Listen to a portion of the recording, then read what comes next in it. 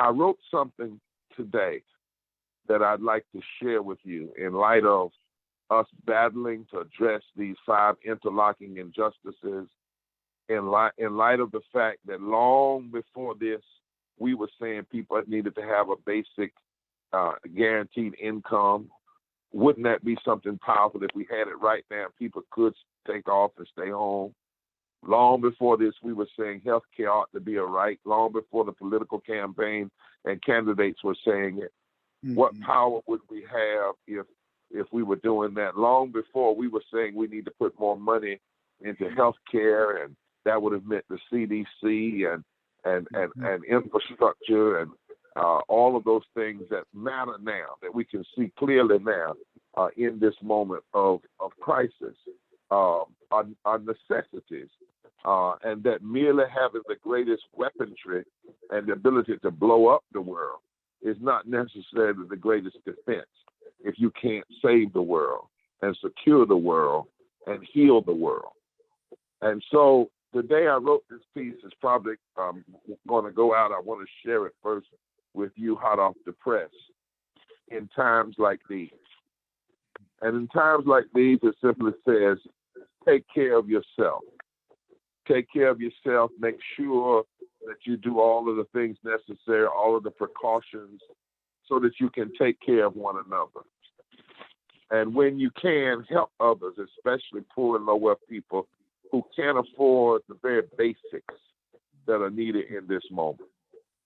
Not only that, take seriously the need to push our government to do what the community can't do by ourselves, what can't be done through private charity, like guaranteed free testing and paid sick leave and basic income and health care for those who need it and living wages. Those things could be done immediately right now if we had the will. And then in moments like these, we reminded that we have to take time to vote and register, because in moments like these, we can see clearly that when we have the wrong leadership, bad situations can easily become worse through negligence and lies. Mm-hmm. And then take the initiative to demand that this country do some things now that it should have done long ago, such as guarantee health care. We could do that right now. Every state that has an expanded Medicaid could do that right now. A basic income, safe housing for all Americans. We should do things right now in this moment that we should have done long ago, and we should be making that cry. Next, take a collective oath. In this moment of crisis, one of the ways to deal with the stress is to take a collective oath that we won't be silent anymore. Mm-hmm. That we will not just cry out now while we're in the midst of this crisis, but even after the crisis passes, we won't be silent anymore. When we get a handle on this virus, we won't return to our apathy that has for far too long ignored the moral crisis of poverty and the racial disparities that mark American inequality.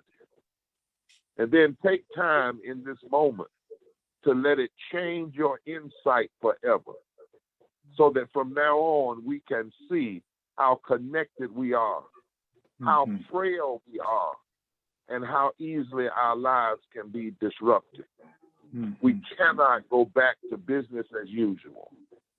Take time in this moment to meditate on our interrelated humanity. That's right. This virus can affect anyone. Black, right. white, brown, red, yellow, rich, poor, gay, straight. It does not matter. That's right. And then take time in this moment to understand why we must have this movement that must teach America that we should see every issue like we see this virus. That's right. As we are taking every effort to mitigate the spread of the virus, we should be every day making the determined commitment to stop the spread of racism. That's right. To stop the spread of xenophobia. Yes. To stop the spread of poverty, to stop the spread of climate crisis and inequality. Yes. Let us take time to make sure this moment isn't just a moment in time, That's it. And then we need to take time to see that isolationism is not the answer. That's Separating ourselves from the rest of the world, claiming a kind of American exceptionalism that makes us think we don't need other people in other nations just makes no sense. Because what can happen in China can easily happen to us, can happen in this country, maybe in Africa, maybe in Iran. Isolation in this world is not the answer. And then finally, there are some words from a hymn that we should all hear, I believe, in this moment. And the title of that hymn is simply, God grant us courage for the facing of this hour. And in that hymn, it says this, yes, sir. Cure thy children's warring madness. Bend our pride to thy control. Shame our wanton selfish gladness, rich in things and poor in soul. Save us from weak resignation to the evils we deplore. Let the search for thy salvation be our glory evermore. Grant us courage for the facing of this hour. God bless you. Let's keep believing. Let's keep hoping. Let's keep taking care of one another. And let's keep moving forward together and choosing not one step back.